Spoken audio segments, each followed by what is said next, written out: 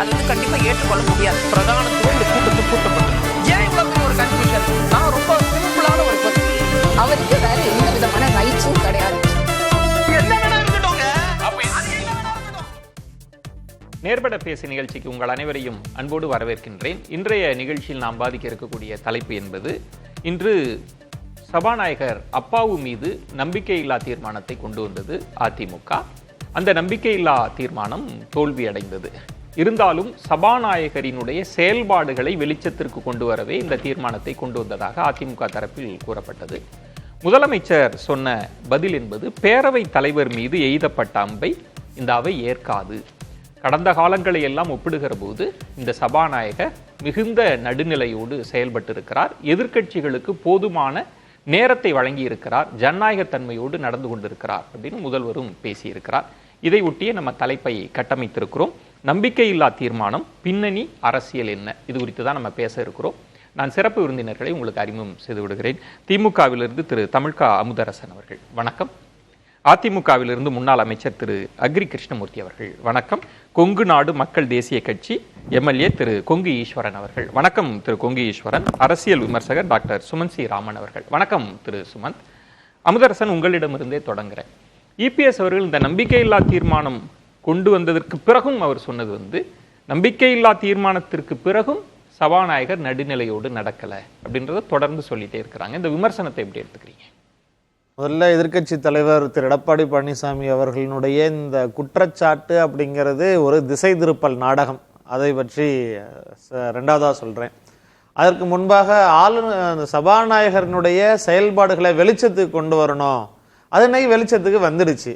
இன்றைக்கு சட்டப்பேரவைக்குள்ளார இருந்த எதிர்க்கட்சி சட்டமன்ற உறுப்பினர்கள், எதிர்க்கட்சி கூட்டணி, எங்கள் கூட்டணியில் இருக்கக்கூடிய எதிர்க்கட்சி உறுப்பினர்கள் உட்பட அவருடைய ஜனநாயகத்தன்மையை, அவருடைய மாண்பை தெரிஞ்சுக்கிட்டு இருந்தவங்க இன்றைக்கு தமிழ்நாடு முழுவதும், இன்றைக்கு தமிழ்நாடு சட்டப்பேரவைத் தலைவர் ஐயா அப்பாவு அவர்களினுடைய ஜனநாயக மாண்பு என்ன என்பது வெளிப்படுத்துவதற்கான ஒரு சரியான நாள் அப்படிங்கிறத நாங்கள் பார்க்கிறோம். அவர் நிறைய விஷயங்கள் செய்யாமல் விட்டுட்டார். என்ன செய்யாமல் விட்டுட்டார் அப்படின்னு சொன்னால், சட்டப்பேரவைக்குள்ளார ஒரு கூண்டு வச்சு விசாரணை கைதி போல நடத்தலை. சட்டப்பேரவைக்குள்ளார கொண்டு வந்து தோழிகளை உட்கார வச்சுட்டு அவர்கள் புகழ் பாடலை. சட்டப்பேரவைக்குள்ளார உறுப்பினரே இல்லாத ஒருத்தர் 2017 வரைக்கும் அம்மம்மா, சின்னம்மா, எம்மம்மான்னெல்லாம் புகழ் பாடினாங்க. அதெல்லாம் அவை குறிப்பில் ஏற்றலை. இன்னும் துதிபாடிகள் பாடிக்கிட்டே இருக்கிறப்ப அதை தடுத்து நிறுத்தாம பாட விட்டுக்கிட்டு எதிர்கட்சிகளுடைய குரல் வலையை நெரிக்கல. எல்லாத்தையும் நீங்க 110லேயே அறிவிச்சுட்டு இருங்க. மக்கள் குறைகளை பற்றிலாம் பேசவே தேவையில்ல. அதற்காக தனிப்பட்ட தலைவரினுடைய புகழை பாடுவதற்கான பஜனை மடமாக தமிழ்நாடு சட்டப்பேரவை வளாகத்தை அப்பாவு அவர்கள் பயன்படுத்தல. இதெல்லாம் இவர்கள் பார்த்து இப்படிதான் சட்டப்பேரவைனா நடக்கும், சபாநாயகர்னா இப்படிதான் நடப்பாங்க அப்படின்னு பார்த்து பழகிய அதிமுக தோழர்களுக்கு இப்ப ஜனநாயக மாண்போடு சட்ட விதிகளுக்கு உட்பட்டு நடக்கக்கூடியவர்களை பார்க்கும் பொழுது வியப்பா இருக்குது. ஏதோ வித்தியாசமா ஒண்ணு நடந்துட்டு இருக்கு அப்படின்னு பாக்குறாங்க. எதிர்க்கட்சி தலைவர் நான் பேசுறத ஒளிபரப்பாவதில்லை. அமைச்சர் பேசுவாங்க, முதலமைச்சர் பேசுவாங்க, உடனடியாக நேரலையில காமிப்பாங்க. நான் பேசுறத காண்பிக்கிறது இல்லை, எடிட் பண்ணிடுறாங்க அப்படின்றது ஒண்ணு. ரெண்டாவது, ஏதாவது நாங்க கேள்வி கேட்டா சம்பந்தப்பட்ட அமைச்சர் பதில் சொல்றதுக்கு முன்னாடியே சபாநாயகர் சொல்லிடுறாரு, நாங்க வெளிநடப்பு செஞ்சா கேலி கிண்டல் செய்கிறார். அதுதானே விமர்சனமா இருக்கு. அதாவது இதே திரு எடப்பாடி பழனிசாமி அவர்கள் என்ன சொல்றாரு, எங்களுக்கு பேசுறதுக்கே அனுமதியே இல்லை, அதான் நீங்க விட்டுட்டீங்க, பேசுறது எங்களை அனுமதிக்கவே மாட்டேங்கிறாங்க அப்படின்னாங்க. இந்த படத்துல மறிக்கொழுந்து வாசம் வச்ச விஷங்களந்தாங்கிற மாதிரி அம்பலப்பட்டு போறாரு. ஒன்னும் இல்ல, ஆளுநர் உரையிலேயே 2 மணி நேரம் 52 நிமிடம் பேசியிருக்கிறாங்க. இந்த 4 ஆண்டுகள்ல 2021 இருந்து 2024 வரைக்கும் அதிமுக சட்டமன்ற உறுப்பினர்கள் எவ்வளவு நேரம் பேசியிருக்கிறாங்கன்னா, திமுக சட்டமன்ற உறுப்பினர்கள் பேசியதை விட அதிகமான நேரம் பேசியிருக்கிறாங்க. அவர்களுக்கான வாய்ப்பு கொடுக்கப்பட்டிருக்குது. தரவுகளோடய சொல்றேன் என்ன அப்படின்னு சொன்னா, 2021-24 ஆளுநர் உரையில திமுக உறுப்பினர்கள் பேசினது வெறும் 6 மணி நேரம் 33 நிமிடங்கள். அதாவது 25.84% தான் மொத்த நேரத்துல. ஆனா அதிமுக சட்டமன்ற உறுப்பினர்கள் 12 மணி நேரம் 26 நிமிடங்கள், 28% இருக்கக்கூடிய அதிமுக சட்டமன்ற உறுப்பினர்கள் 49.05% பேசியிருக்கிறாங்க. அது மட்டும் இல்ல, வரவு செலவு திட்ட உரை மீதான விவாதத்திலையும் 11 மணி நேரம் பேசியிருக்கிறாங்க. மானிய கோரிக்கையில 44 மணி நேரம் பேசியிருக்கிறாங்க. இன்னும் குறிப்பாக திமுக சட்டமன்ற உறுப்பினர்கள் எழுந்து நின்று அமைச்சரவையோ அரசு பற்றியோ எங்களுடைய தலைவர் தமிழ்நாட்டுடைய முதலமைச்சர் பற்றியோ புகழ் வார்த்தைகளை பேசும் பொழுது இதே சட்டப்பேரவை உறுப்பினர் நேரா பாயிண்ட்டுக்கு வாங்க, என்ன சொல்ல வரீங்க, உங்களுடைய கேள்வி ஏதாவது இருக்குதா கேட்கிறாரு. நீங்க ஆளுநர் அதாவது வெளிநடப்பு செய்யறதுல எதையாவது பிரயோஜனம் இருந்தா வெளிநடப்பு செய்யுங்க, இல்ல உங்களுடைய எதிர்ப்பை காட்டுறதுக்கு நீங்க வெளிநடப்பு பண்றீங்க. உங்களுக்கு கேட்ட கேள்விகளுக்கோ உங்களுக்கான உரிய மரியாதை இல்லை அப்படிங்கிறப்பவோ நீங்க உங்களுடைய கேள்விகளுக்கான பதில் கிடைக்கல அப்படின்னு நடந்தாலோ நீங்க வெளிநடப்பு செய்யலாம். நீங்க சும்மா நாச்சுக்கும் ஒரு பொருள் இல்லாம இருப்பை காட்டிக்கொள்வதற்காக மட்டுமே நீங்க வெளிநடப்பு செஞ்சிட்டு இருக்கிறீங்க அப்படிங்கிறதுக்கான காரணம் என்ன அப்படிங்கறத அவங்க வெளிநடப்பு போகும்போது கிண்டல்கள் எல்லாம் ஒருபோதும் பண்றது இல்ல. அதே நேரத்துல அதற்கான காரணம் என்ன அப்படிங்கறதையும் அவங்க வெளிப்படையா சொல்லிடுறாங்க. எந்த அதிமுகவினுடைய உறுப்பினர் எதிர்க்கட்சி தலைவர் அவர்கள் உட்பட அதிமுகவினுடைய சட்டமன்ற உறுப்பினர்கள் உட்பட மற்ற அவையில் இருக்கக்கூடிய மாற்று கட்சியினர்கள் கேட்ட எந்த கேள்விகளுக்கும் பதில் வரல, அதற்கான முறையான விளக்கம் தரல அப்படின்னு எந்த இடத்துலயும் அவர்கள் மறுத்து பேச முடியாது. அவைக்குள்ளார இருக்கக்கூடிய நகரி கிருஷ்ணமூர்த்தி இருக்கிறாரு, அவர் சொல்லுவார். முன்னாள் அமைச்சர், நெடுநாள் சட்டமன்ற நிகழ்வுகளை எல்லாம் நீங்களும் உள்ளுக்குள்ள இருந்தே பார்க்கக்கூடியவர். இப்ப சபாநாயகர் இப்ப அமுதரசன் சொன்ன மாதிரி நேரம் கொடுக்கலன்னு சொல்ல முடியாது. ஏன்னா ஒவ்வொரு கூட்டத்தொடர் முடிகிற போது எப்படி நேரம் பகிர்ந்தளிக்கப்பட்டது நமக்கு டேட்டாவே இருக்கும். அது அவங்க சொல்றாங்க எவ்வளவு மணி நேரம் நீங்க பேசுனீங்க, உங்கள் எம்எல்ஏ எண்ணிக்கைக்கு கூடுதலாகவே கொடுத்திருக்கிறார் அப்படின்ற ஒன்று.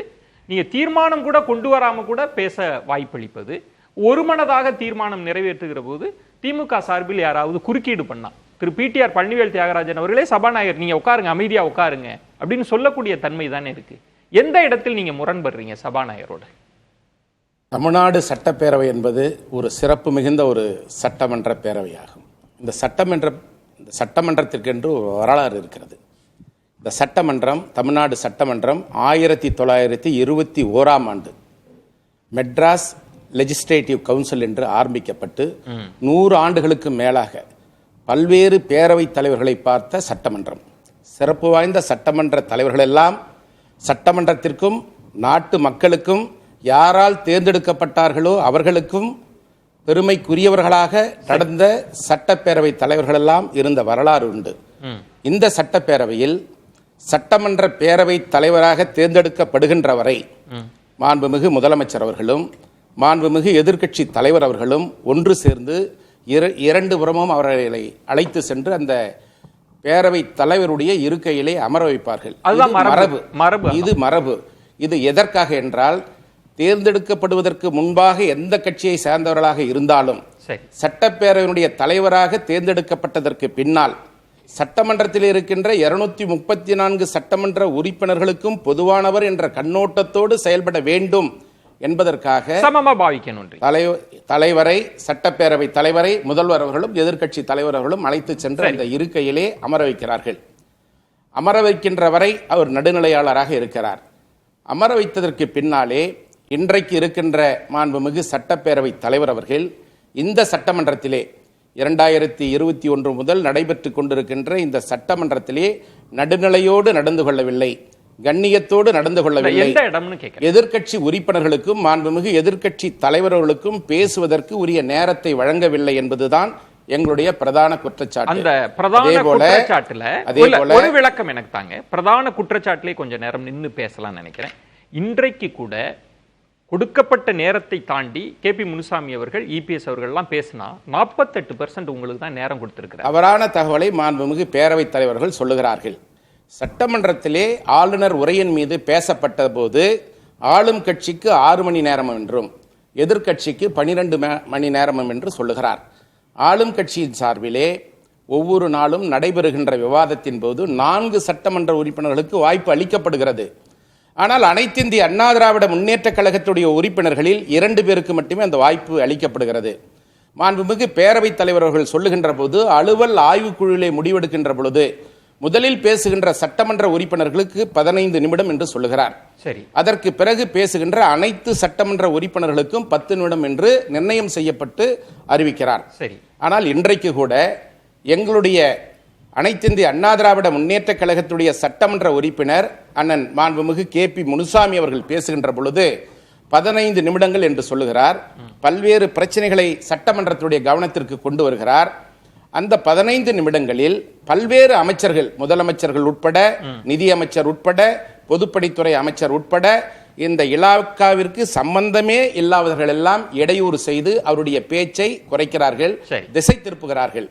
ஆனால் சட்டப்பேரவை தலைவர் அவர்கள் சொல்லுகின்ற பொழுது 6 மணி நேரம் திமுகவிற்கு என்றும் 12 மணி நேரம் அதிமுகவிற்கு என்று குறிப்பிடுவது, சட்டமன்ற அனைத்து இந்திய அண்ணா திராவிட முன்னேற்ற கழகத்துடைய உறுப்பினர்கள் பேசுகின்ற பொழுது குறுக்கீடு செய்கின்ற அமைச்சர்களுடைய நேரத்தையும் சேர்த்து கணக்கிட்டு சொல்கிறார். இது தவறான ஒரு பாயிண்ட். உங்களுக்கு சட்டமன்ற நடவடிக்கையை நன்கு அறிந்தவர். நானும் கிட்டத்தட்ட ஒரு 20 ஆண்டுகளாக நான் பார்க்கிறேன், சட்டமன்ற நடவடிக்கைகள் எல்லாம் பார்க்கிறேன். காளிமுத்து அவர்கள் சபாநாயகராக இருந்தபோது இதே போல குறுக்கீடு அதிகமாக இருக்கிறதுன்னு திமுக தரப்பில் சொல்லப்பட்ட போது முதல்வர் எழுந்து சொன்னார், உங்களுக்கான விளக்கம் தான் நாங்கள் கொடுக்குறோம், அந்த விளக்கத்திற்கும் இதுதான் சேர்த்துதான் நம்ம சொல்ல முடியும், இதுதான் அவையினுடைய மரபுன்னு முதல்வர் பேசின குறிப்பு இருக்குல்ல. அலுவல் ஆய்வுக்குழுவிலே அமைச்சர்கள் குறுக்கீட்டை நாங்கள் நேரத்திலே கணக்கெடுத்துக் கொள்ள மாட்டோம் என்று சொன்னார்கள். ஆனால் இன்றைக்கு அண்ணன் KP முனுசாமி அவர்கள் பேசுகின்ற பொழுது சரியாக 15 நிமிடங்கள் முடிந்தவுடனேயே அவருக்கு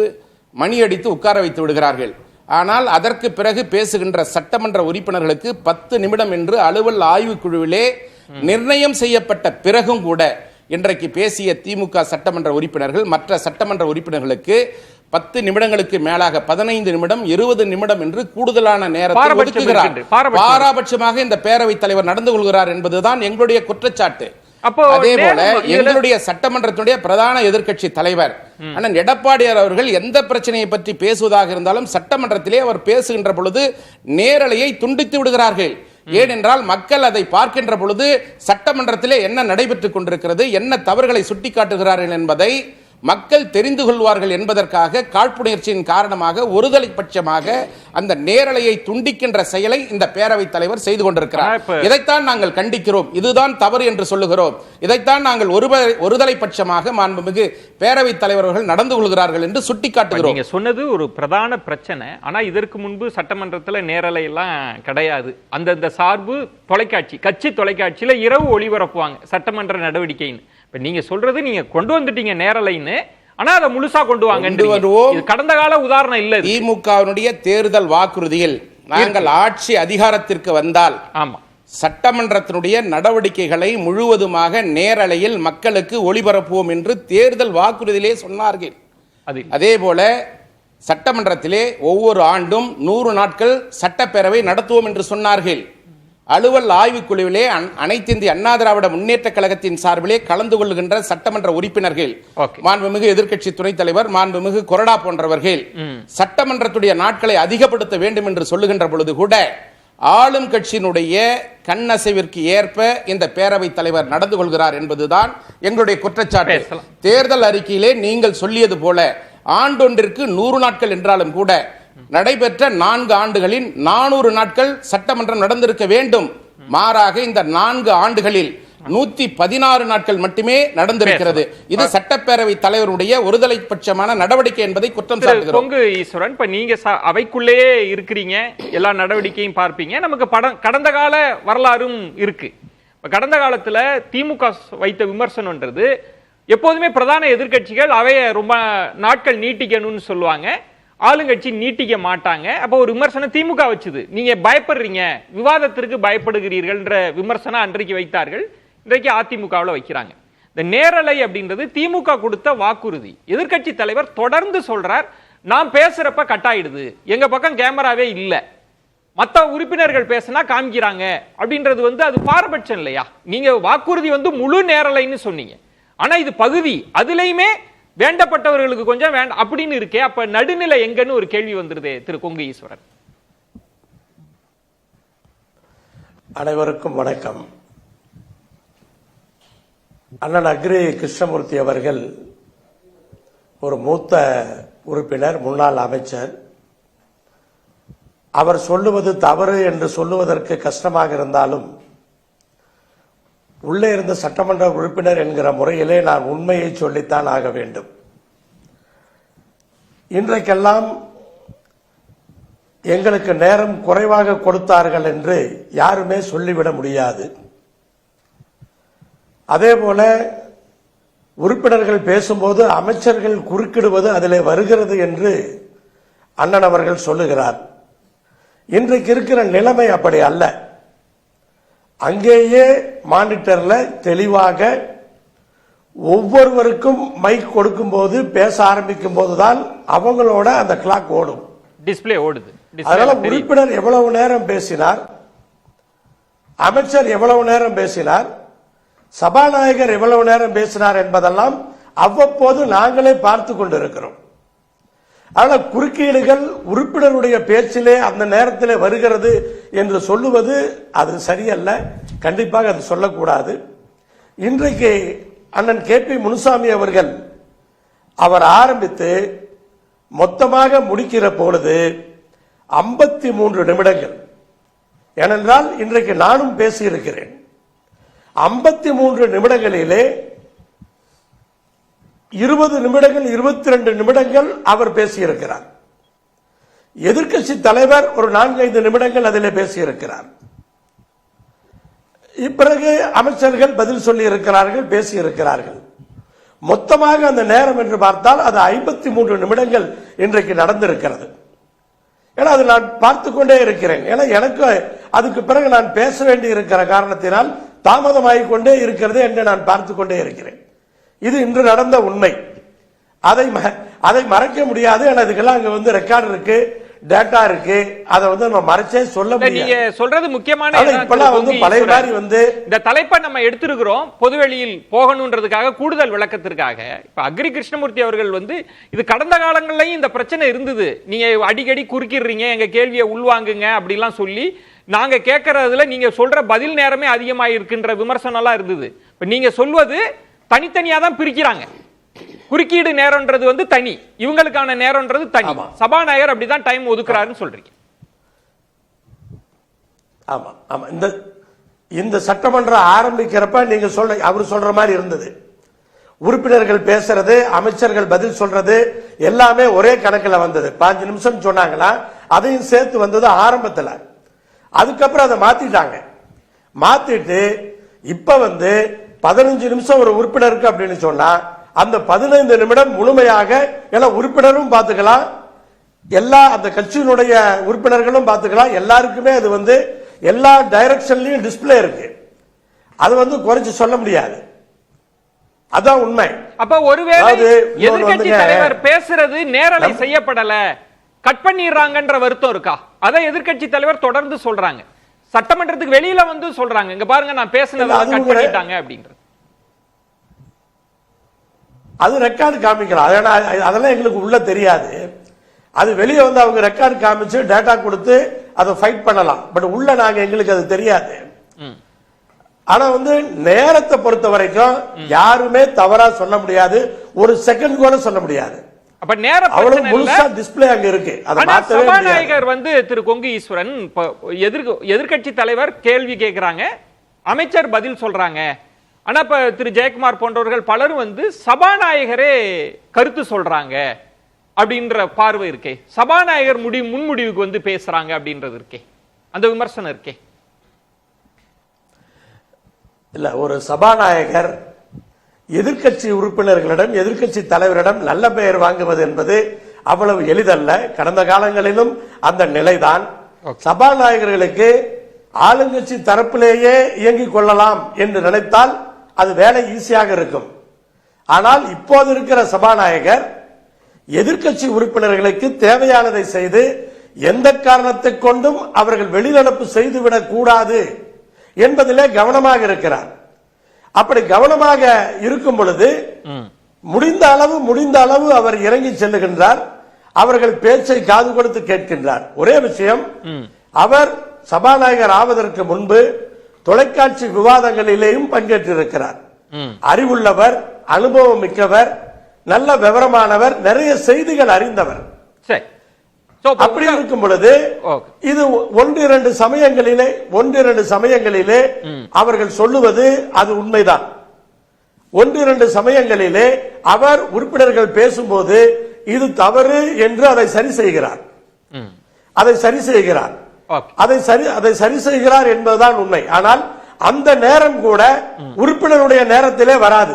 சரி, நம்ம பேசலாம். முதல் கட்ட கருத்தை எடுத்துக்கிறேன். சபாநாயகர் பேசினால் அவர் கிளாக் தான் ஓடும். சுமத், நீங்க எப்படி பாக்குறீங்க? ஏன்னா இந்த விமர்சனம் தொடர்ந்து இருந்துட்டே இருக்கு. ஆனா சபாநாயகர் தரப்புல, ஆளும் தரப்புல இன்னைக்கு முதல்வரே சொல்றார், பழைய சபாநாயகரை ஒப்பிட்டு விஜயன் ஒன்னே ஒன்னு சொல்லிடுறேன். விஜயன் ஒன்னே ஒன்னு. அதாவது இன்னைக்கு நம்பிக்கையில்லா தீர்மானத்தை பொறுத்தவரை அவர்களுக்கு நன்றாக தெரியும்.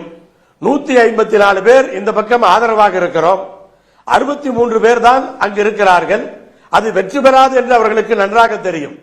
அவர்கள் நம்பிக்கையில்லா தீர்மானம் கொண்டு வந்ததற்கான காரணம் அவர்கள் உட்கட்சி பிரச்சனையிலே ஓபிஎஸ் அவர்கள் வாக்களிக்கிறாரா இல்லையா,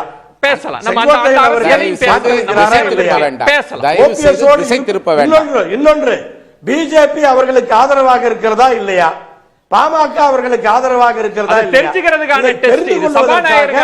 அவர்கள் நம்பிக்கையில்லா தீர்மானத்தை இன்றைக்கு கொண்டு வந்திருக்கிறார். சுமத், நீங்க இந்த நம்பிக்கையில்லா தீர்மானம்ன்றது மத்தியில பாஜக அரசுக்கு எதிராகவும் கொண்டு வந்தாங்க, எல்லாருக்கும் தெரியும் நம்பர்ஸ் இல்லைன்னு. ஆனாலும் ஒரு மாறலா மக்களுக்கு கொண்டு போகணும்னு இன்னைக்கு அதே தான் இபிஎஸ் அவர்களும் சொல்றாங்க. இதுல உள்ள விமர்சனங்களை எப்படி பாக்குறீங்கன்றது ஒண்ணு. ஏன்னா ஆளும் தரப்புல போதுமான நேரம் கொடுக்குது, டிஸ்பிளே இருக்குன்ற ஒண்ணு இருக்கு. ரெண்டாவது, இதுக்குள்ள ஏதாவது அரசியல் கணக்கு இருக்கா? அதனால அதிமுக கொண்டு வந்ததா? எப்படி புரிஞ்சுக்கிறது?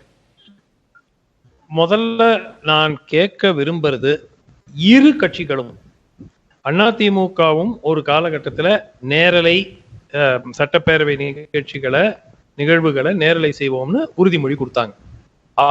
அவங்க ஆட்சி காலத்துல நிறைவேற்றல. இன்னும் கொடுமை என்னன்னா, 2015-16 இது நீதிமன்றத்துக்கு போகும்போது அரசுக்கு காசு இல்ல, டெலிகாஸ்ட் பண்றதுக்கு துட்டு இல்லைன்னாங்க. எந்த அரசு? அதிமுக அரசு சொல்லிச்சு. இலவசமா ஒளிபரப்புறேன் அப்படின்னு சொன்னாரு. உங்களுக்கு நினைவு இருக்கும் விஜயன். இந்த திமுக ஆட்சி பொறுப்புக்கு வரும்போது தேர்தல் வாக்குறுதிகள்ல இது இருந்தது. என்னங்க பிரச்சனை? ஏன் இது ஒளிபரப்ப நேரலை? இப்ப பேசின 20 நிமிடங்களில் 3 நபர்கள் பேசிய பிரச்சனைக்கும் தீர்வு ஒண்ணுதான், லைவ் டெலிகாஸ்ட். எவ்வளவு நேரம் யார் பேசினாங்க மக்களே பார்த்துக்கிட்டோம். யார் யாருக்கு வாய்ப்பு கொடுக்கப்பட்டது, யார் யாருக்கு வாய்ப்பு கொடுக்கப்படல. எதிர்கட்சி தலைவர் சொல்றாரு 1 hour 52 நிமிஷம் பேசினேன், 2 நிமிஷம் வீடியோ தான் இருக்கு. நான் எங்களுக்கு சிடியில போட்டு கொடுங்கன்னா அது கூட கொடுக்கல. நான் என்ன கேட்கிறேன், இது என்ன? இது ஒரு நேஷனல் சீக்ரெட்டோ டிஃபென்ஸ் சீக்ரெட்டோ பேசக்கூடிய இடம் இல்லை. அங்க பேசக்கூடிய விஷயங்கள் எல்லாமே பொதுமக்கள் தெரிந்து கொள்ள உரிமை இருக்கிறது. பொதுமக்களுக்கு அதை பார்க்கும் முழு உரிமை இருக்கிறது. இது என்ன ஒரு சீக்ரெட் சேம்பரா? பாராளுமன்றத்தில் என்ன பண்றாங்க? இதேதான். பாராளுமன்றத்தில் நேரலை இருக்கு, ஆனா என்ன பண்றாங்க? எதிர்கட்சிகளை காட்டுறதே கிடையாது. பாதி டைம் எதிர்கட்சிகளை காட்டுறதே கிடையாது. அவங்க பேசும்போது அதை மியூட் பண்றது. எந்த ஒரு கட்சி ஆளும் கட்சியாக இருந்தாலும் இதே தான் நடந்து கொண்டிருக்கிறது. அது பாராளுமன்றத்தில் இருந்தாலும் சரி, சட்டப்பேரவையில் இருந்தாலும் சரி. நீங்க சொல்றது இந்த பிரச்சனைக்கு ஒரே தீர்வு நேரலை அப்படின்னு சொல்றீங்க. அதுல என்ன வாதம் வைக்கப்படுது அப்படின்னா, நேரலை செய்யணும்ன்றது. ஆனா அதுல ஒரு சிக்கல் என்னன்னா, கேள்வி நேரம் மட்டும் இப்ப ஒளிபரப்பாகிறது, மற்றபடி இப்ப அவைக்கு புறம்பாக பேசுறாங்க, அவை குறிப்புல இடம்பெறாது, அந்த விஷயம் எல்லாம் இருக்குல்ல. இப்ப நேரலை செஞ்சா எல்லாமே வந்துருமே, அது பிரச்சனை இல்லையா? இல்லைங்க, அவை குறிப்புல அது இடம்பெறாது என்பது அதனால் அவர் பேசவில்லை என்று ஆகிவிடுமா? இல்ல, அவர் பேசிட்டாரு குறிப்புல. It is not recorded in the house. But அவர் பேசுனது தானேங்க, அது பேசவே இல்லைன்னு சொல்ல முடியுமா? இல்ல, நான் என்ன கேட்கிறேன்னா, நேரலை செய்வதில் என்ன சிக்கல்? அரசுக்கு பணம் இல்லைன்னா நிச்சயமா தொண்டு நிறுவனங்கள் பணத்தை திரட்டி நேரலைக்கு ஏற்பாடு செய்யலாம். திமுக அரசுக்கு பணம் இல்லைன்னு வச்சுக்கோங்க, நிதி நெருக்கடி இருக்கு. திமுக ஏற்கனவே சொல்லிட்டாங்க, எங்களுக்கு நிதி நெருக்கடி இருந்துச்சுட்டாங்க அவங்க ஆட்சி காலத்துல. நான் என்ன சொல்றேன், பொதுமக்கள் கிட்ட டொனேஷன் வாங்கி இத ஒளிபரப்பலாமே. எவ்வளவு ஆக போகுது? ஏன் இந்த கட்சிகள் ஆளுங்கட்சியாக இருக்கும் போது நான் காட்ட மாட்டேன், நேரலை பண்ண மாட்டேன். எதிர்கட்சியா இருக்கும் போது ஐயோ என் குரல் வழியை இது பண்றாங்க. என்னது இது? மாத்தி தானே நடந்திருக்கு. நான் 2011 இருந்து கேட்டுட்டு இருக்கிறது, நேரலை செய்யப்பட வேண்டும். ஒண்ணுமே செலவு கிடையாதுங்க. இன்னைக்கு என்ன ஒரு யூடியூப் சேனல் நடத்துற செலவு தாங்க ஆகும். 30 கேமரா 60 கோடி தேவைன்னு கேட்டாங்க தெரியுங்களா? திரு சுமன், 60 கோடி வேணுமா? நீங்க நேரலை ஒரு ஆப்ஷனா சொல்றீங்க, ஆனா இந்த நம்பிக்கையில்லா தீர்மானத்தை நீங்க எப்படி பாக்குறீங்க? நம்பிக்கையில்லா தீர்மானம் அவர்களுக்கு தோல்வி அடையும் நன்றாக தெரியுங்க, எல்லாருக்கும் தெரியும் அது ஜெயிக்காதுன்னு. இது ஒரு சிம்பாலிக்காக ஒரு விஷயம். திரு செங்கோட்டையனோட சில பிரச்சனைகள் ஓடிக்கொண்டிருக்கிறது, அப்போ கொஞ்சம் திசை திருப்பலாம். இப்ப எப்படி கடந்த ஒரு 2-3 வாரங்களாக நம்ம பார்த்துட்டு இருக்கோம், மும்மொழி கொள்கை, அதுக்கப்புறம் டீலிமிட்டேஷன், அதுக்கப்புறம் ரூவா அதெல்லாம் வந்துட்டு இருக்கு இல்லையா? சோ அந்த மாதிரி திமுக செய்யறது அண்ணா திமுகவும் செய்யலாமே, ஏன் ஒரு கட்சி மட்டும் தான் செய்யணுமா? திசை திருப்புறதுங்கிறது யாரும் வேணா செய்யலாம். திசை திருப்ப நிச்சயமாக அது ஒரு திசை திருப்புறதுக்கு ஒரு அட்டெம்ப்ட் தான். ஆனால் அதனுடைய பேசிஸ் இருக்கிறதா என்றால் நிச்சயமாக இருக்கிறது. இதை இப்போ நிச்சயமாக இருக்கு. ஏன்னா எதிர்க்கட்சி தலைவர் என்னுடைய ஸ்பீச்சை ஒரு சிடில போட்டு கொடுக்க முடியாதுன்னா அதை எப்படி நியாயப்படுத்த முடியும்? அமுதர் நீங்க தான் சொல்லணும். சிடில போட்டு கொடுங்கன்னா அவர்லாம் கொடுக்க முடியாதுன்னு யாரும் சொல்லவும் முடியாது. அதை வாங்காம அவரும் இருந்துடவும் மாட்டாரு. அதனால இதெல்லாம் தொடர்ந்து சட்டப்பேரவை எப்படி அவைக்குள்ளார உட்கார்ந்துக்கிட்டு 2 மணி நேரம் பேசிட்டு எங்களுக்கு பேசுறதுக்கு நேரம் தரல அப்படின்னு ஒரு பிளாங்கான ஒரு பொலிட்டிக்கல் குற்றச்சாட்டு வைக்கிறாங்களோ, அதே மாதிரியான குற்றச்சாட்டு திரும்பி இந்த விவாதம் தொடங்கும் பொழுது நான் தொடங்கியது அதுதான். இது ஒரு திசை முழுக்க ஒரு திசை திருப்பல். தன் மீது இருக்கக்கூடிய அந்த இயலாமையை நான் தன்னை ஒரு இருப்பை காட்டிக்கொள்வதற்காக, தலைவராக காட்டிக்கொள்வதற்காக அங்க அதாவது அதிமுகவுடைய பொதுக்குழுவை கூட்டி தன்னுடைய பலத்தை நிரூபிக்க வேண்டிய இடத்துல இருக்கக்கூடிய திரு எடப்பாடி பழனிசாமி அவர்கள் சட்டமன்ற உறுப்பினர்கள் மூலமா அதை நிறைவேற்றிக்கலாம், தன்னுடைய சட்டமன்ற உறுப்பினர்கள் மூலமா நிறைவேற்றிக்கலாம்னு முயற்சி பண்ணியிருக்கிறாரு. இன்றைக்கு திரு அண்ணன் செங்கோட்டையன் அவர்கள் நிர்பந்தத்தின் காரணமாக சபாநாயகருக்கு எதிராக வாக்களிச்சாலும் கடந்த வெள்ளிக்கிழமை சட்டப்பேரவையில அவர் அலுவலகத்தில் சந்திச்சு அவருடைய நம்பிக்கையும் ஏற்கனவே தெரிவிச்சிருக்கிறார். அப்படிங்கிறது நாடு பார்த்துக்கிட்டு தான் இருக்குது. இதுதான் திசை திருப்பல்ன்றீங்க.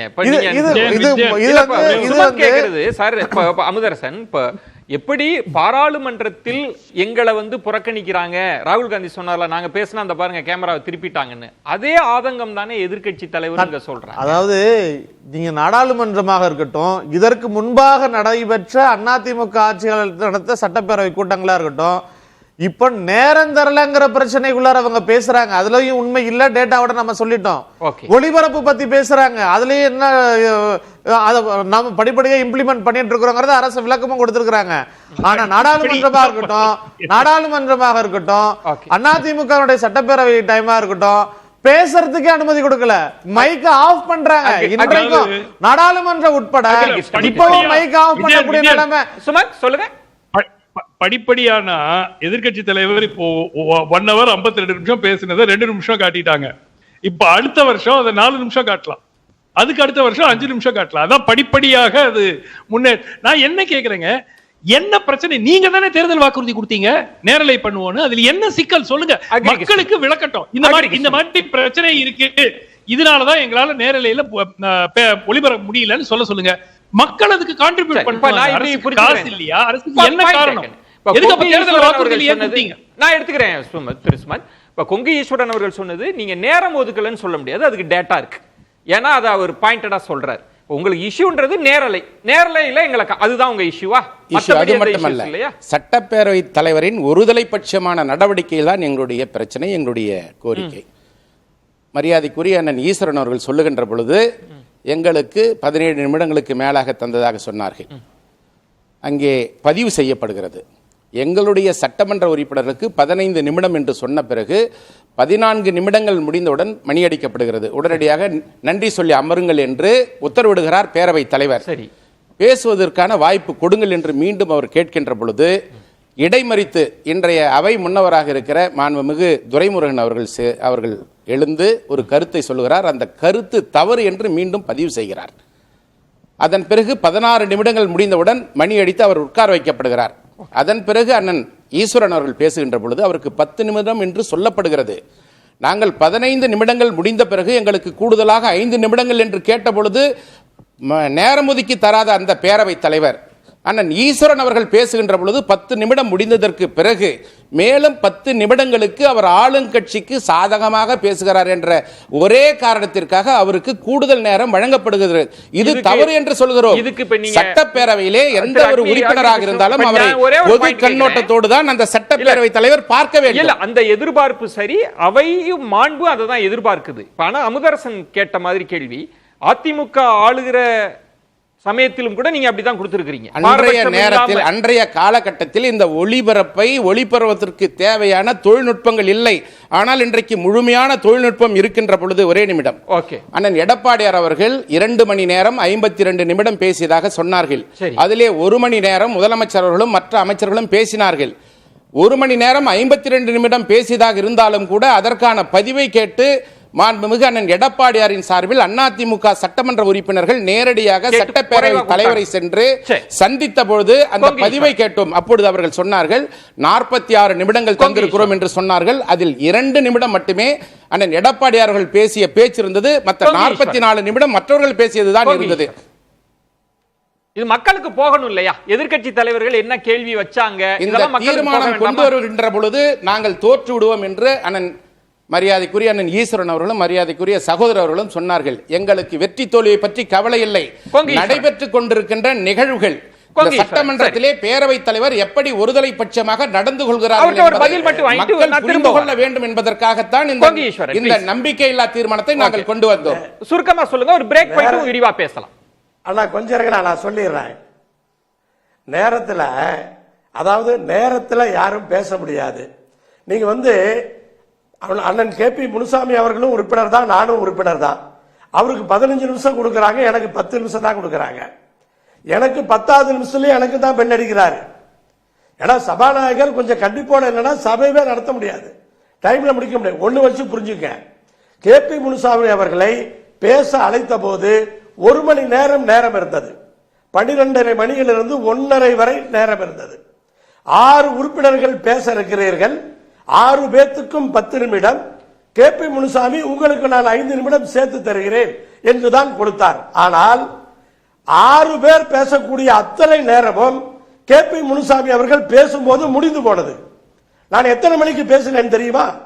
2:15 மணிக்கு நான் பேசினேன். இதுதான் உண்மை. முதலமைச்சரும்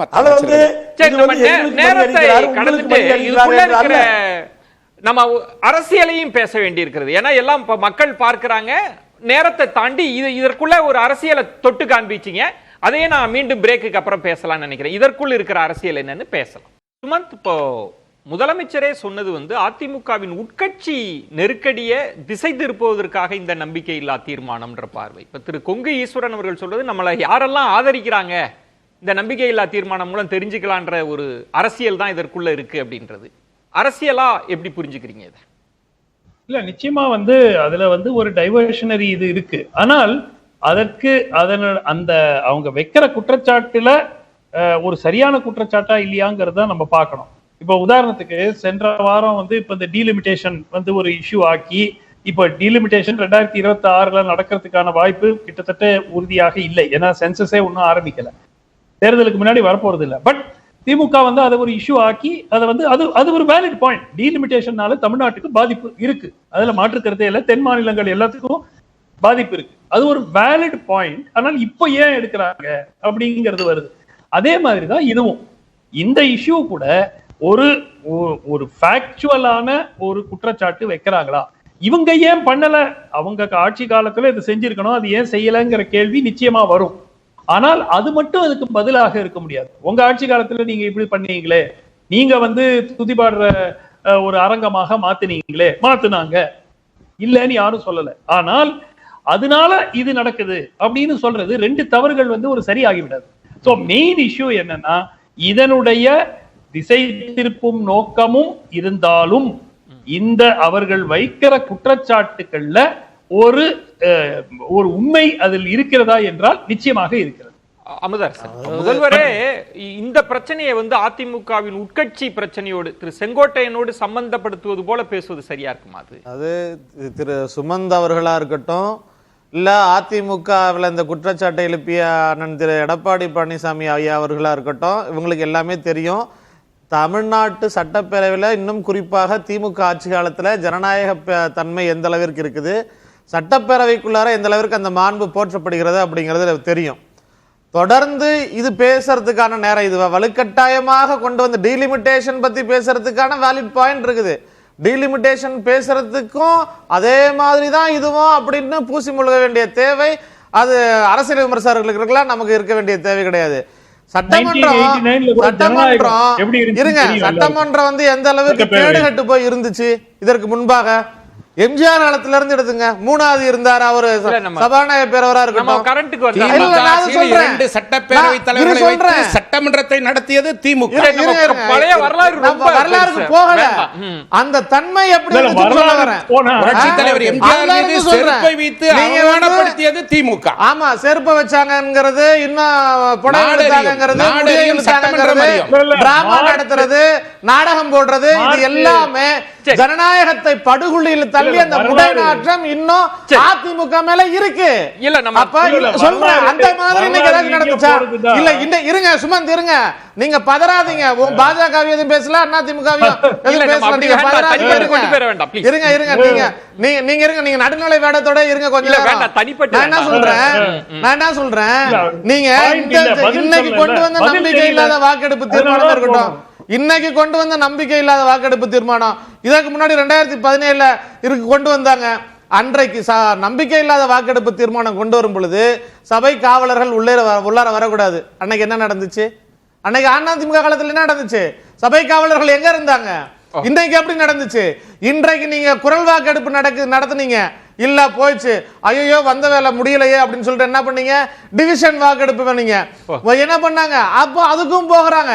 அப்ப என்ன இவருடைய நோக்கம் என்ன அப்படின்னா, எடப்பாடி பழனிசாமியினுடைய தலைமைத்துவம் கேள்வி இன்னைக்கு நெல்லிக்கா மூட்டை மாதிரி சதறி போய் கிடக்குது.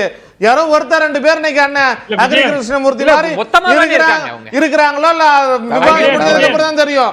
செங்கோட்டையில இருந்து ஓபிஎஸ்ல இருந்து இன்றைக்கு அதிமுகவினுடைய இருப்பு கேள்விக்குறியா இருக்குது. புதுசா வந்த பால்வாடி பையன் வரைக்கும் எடப்பாடி பழனிசாமிக்கு சவால் விடக்கூடிய நிலையில எடப்பாடி பழனிசாமி தலைமைத்துவத்தை தக்க வச்சுக்கிறதுக்காக அந்த வேலையை செஞ்சிருக்கிறார் தவிர அதை தாண்டி வேற ஒண்ணும் கிடையாது. அனைத்து இந்திய அண்ணா திராவிட முன்னேற்ற கழகம் இந்த நம்பிக்கை இல்லா தீர்மானத்தை கொடுத்த தேதி 11/1/2025. அன்றைக்கு எந்த பிரச்சனை, உட்கட்சி பிரச்சனை இந்த இயக்கத்தில் இருந்தது?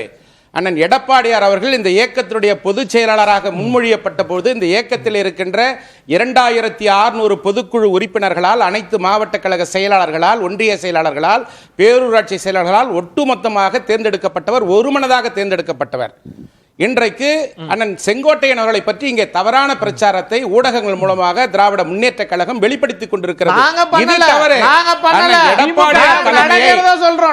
எடப்பாடியார் தலைமையை அண்ணன் செங்கோட்டையன் இன்று வரை ஏற்றுக்கொண்டிருக்கிறார். என்றைக்குமே அவர் விசுவாசம் மாறாதவர்.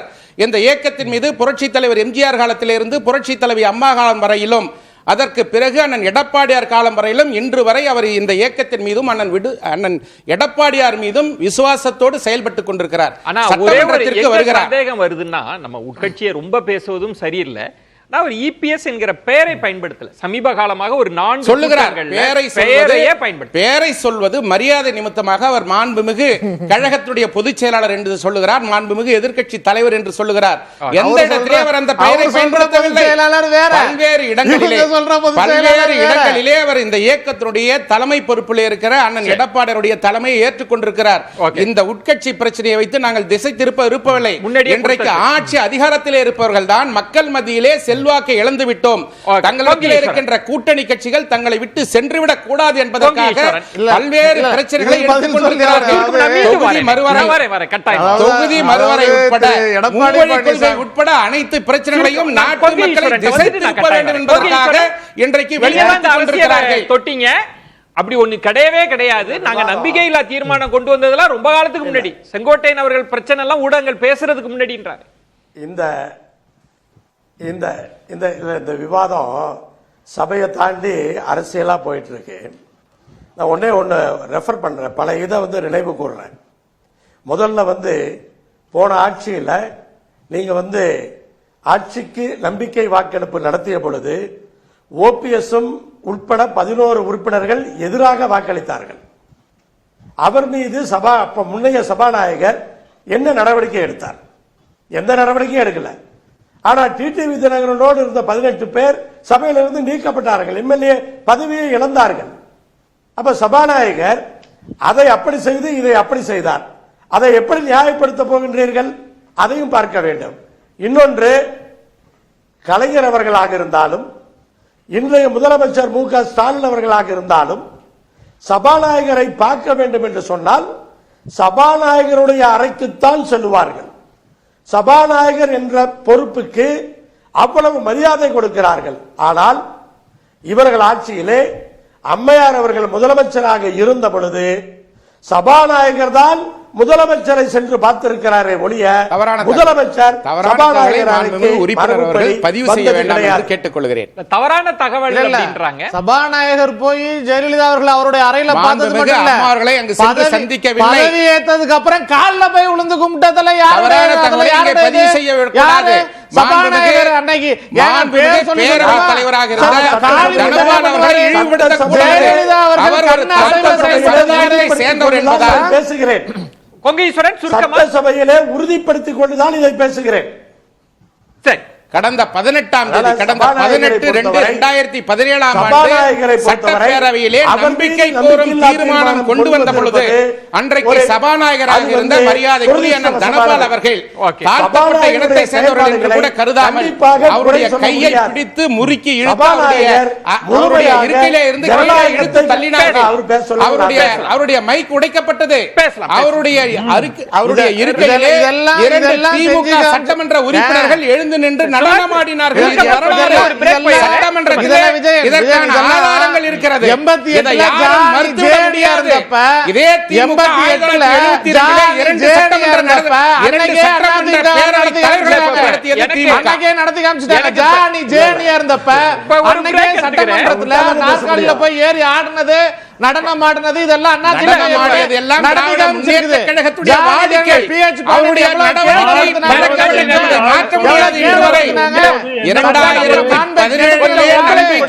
தீர்மானத்தின் மீது யார் அராஜகத்தில் ஈடுபட்டார்கள், யார் மேடையின் மீது ஏறி நடனமாடினார்கள், யாரால் மைக் உடைக்கப்பட்டது, சட்டமன்றத்தில் அதற்கான ஆதாரங்கள் இருக்கிறது. நான் ஒரு சின்ன பிரேக் எடுத்துக்கிறேன். பேரவைத் தலைவர் அப்பாவு ஐயா அவர்களை விட எனக்கு கூடுதல் நெருக்கடி கொடுத்துறாதீங்க, கொஞ்சம் ஒத்துழைப்பு கொடுங்க. திரு சுமந்த் என்ன விமர்சிச்சாரு அமுதரசன். எனக்கு ஒரே ஒரு கேள்விதான், இது வரைக்கும் அந்த கேள்வியை அவர் பதில் சொல்லல. கொடுத்த தேர்தல் வாக்குறுதி நேரலை ஆஃப் அசம்பிளி, சட்டப்பேரவை நிகழ்வுகளை நேரலை செய்வீர்களா மாட்டீர்களா, இல்ல ஏமாத்துறதுக்கு கொடுத்த ஒரு வாக்குறுதியா, அது எப்ப செய்வீங்க? அந்த கேள்விக்கு பதில் சொல்லுங்க மக்களுக்கு. அதுல என்ன இடையூறுன்னு சொல்லலாம், அதுக்கு மக்கள் ஏதாவது வழி பண்ணி ஏதாவது நிவர்த்தி செய்ய முடியுமான்னு மக்கள் சொல்லலாம். அமுதரசன் இந்த குற்றச்சாட்டுங்கிறது அப்பட்டமான ஒரு திசை திருப்பல் நாடகம். இத முதலமைச்சர் சொல்லியிருக்கிறாரு. தன்னுடைய விளக்கமாக இன்றைக்கு சபாநாயகர் அவர்களும் அவருடைய உரையில பேசியிருக்கிறாரு. அது பத்தி தெரியும். திமுக கொடுத்த தேர்தல் வாக்குறுதிகளை கண்டிப்பாக நிறைவேற்றிக்கிட்டு இருக்குது. அதுல மாற்று கருத்துக்கு இடமே இல்லை. கடந்த காலங்களில் நடைபெற்ற அளவிற்கான ஜனநாயக படுகொலைகள் இன்றைக்கு சட்டமன்றத்தில் நடைபெறல. அதனால இந்த எந்தவித தேவைகளும் இன்றைக்கு அப்படி எழவே இல்லை. பதில் சொல்லலங்கிறத நம்ம நோட் பண்ணிக்கணும். மக்கள் பார்க்கிற மக்கள் தெரிஞ்சுக்கிட்டோம். அதுல பதில் சொல்லலங்கிறதுக்குலாம் ஒண்ணும் கிடையாது. கண்டிப்பாக திமுக கொடுத்த வாக்குறுதிகளை நிறைவேற்றும், அவ்வளவுதான். சொல்லாம இருக்கிறதுல ஒளிச்சு வைக்கிறதுக்குலாம் ஒண்ணும் கிடையாது. நான் ஒண்ணும் மைக்க ஆஃப் பண்ணி வைக்கல, அதே போல சிடி போட்டு கொடுக்கல, 2 நிமிஷம் தான் கொடுக்குறாங்க.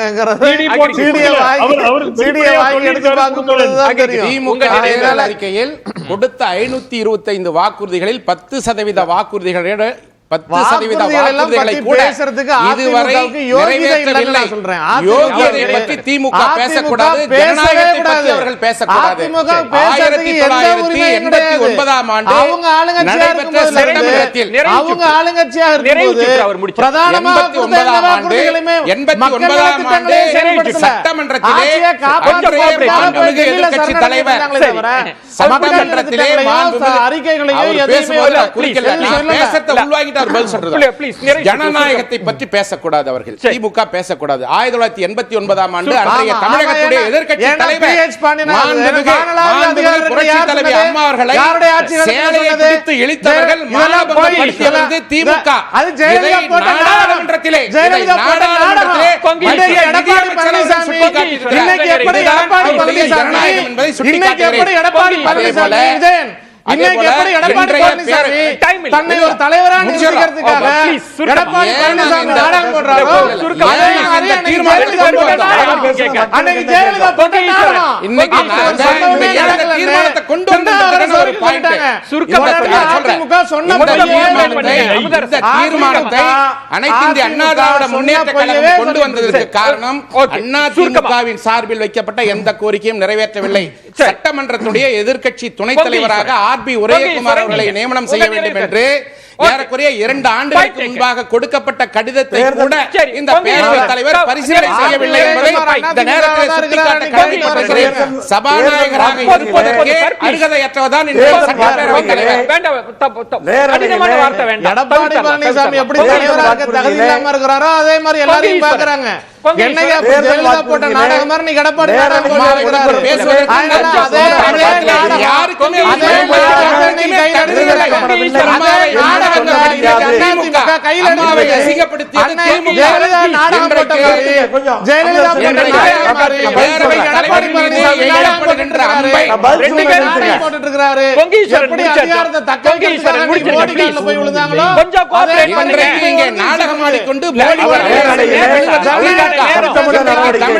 நாடகமாடிக்கொண்டு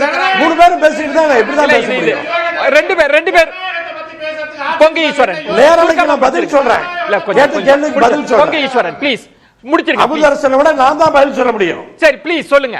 நேரலையை பொறுத்தவரை தேர்தல் வாக்குறுதியை முழுமையாக நிறைவேற்றவில்லை என்று வேண்டுமானால் சொல்லலாம். ஆனால் ஆரம்பிக்கவே இல்லை என்று சொல்ல முடியாது. இன்றைக்கு வினாக்கள் விடைகள் நேரடியாக ஒளிபரப்பப்படுகிறது. கவன ஈர்ப்பு தீர்மானங்கள் நேரடியாக ஒளிபரப்பப்படுகிறது. முதலமைச்சர் அறிவிக்கிற 110 அறிவிப்புகள் நேரலையாக இன்றைக்கு ஒளிபரப்பப்படுகிறது. 0 ஹவர் அது நேரலையாக ஒளிபரப்பப்படுகிறது. இந்த டிபேட் மட்டும்தான் இன்னும் ஒளிபரப்பப்படாமல் இருக்கிறது. அதை ஒளிபரப்புவோம் என்று சொல்லி இருக்கிறார்கள். ஒன்னே சுமன் சி ராமன் அவர்கள் அந்த புகழ்ச்சி எல்லாம் இன்னும் நடக்கிறது என்பது போல பேசினார். ஆனால் இன்றைக்கு கிடையாது. முதலமைச்சர் அவர்கள் யாராவது அவர்கள் கட்சியினுடைய உறுப்பினர் புகழ்ந்து பேசினால் உடனடியாக அதை தடுத்து நிறுத்தக்கூடியவராக இன்றைக்கு முதலமைச்சர் இருக்கிறார். பல முறை அதை செய்திருக்கிறார். அதே போல திமுக சட்டமன்ற உறுப்பினர்கள் பல முறை சபாநாயகர் தலைவர்கள் ஆசிரியர்கள் சொல்லியிருக்கிறார்கள். ஆசிரியர் சட்டமன்ற உறுப்பினர்களுக்கு அவர் நடுநிலையோடு நடந்து கொள்வதாக ஆளும் கட்சியின் சார்பிலே சொல்லப்பட்டது. கூடுதல் நேரம் போயிட்டு இருக்கு. ஆசிரியராக இருக்கின்ற பேரவைத் தலைவர் படித்த பள்ளியிலே எங்களுடைய மாண்புமிகு எதிர்க்கட்சி தலைவர் அவர்கள் தலைமை ஆசிரியராக ஹெட்மாஸ்டராக இருந்தவர் என்பதை நான் பதிவு செய்ய விரும்புகிறேன். நன்றிகளை தெரிவித்துக் கொள்கிறேன். மற்றொரு தலைப்பில் சந்திக்கலாம். நன்றி, வணக்கம். அது கண்டிப்பா ஏற்றுக்கொள்ள முடியாது. பிரதான கூட்டப்பட்டு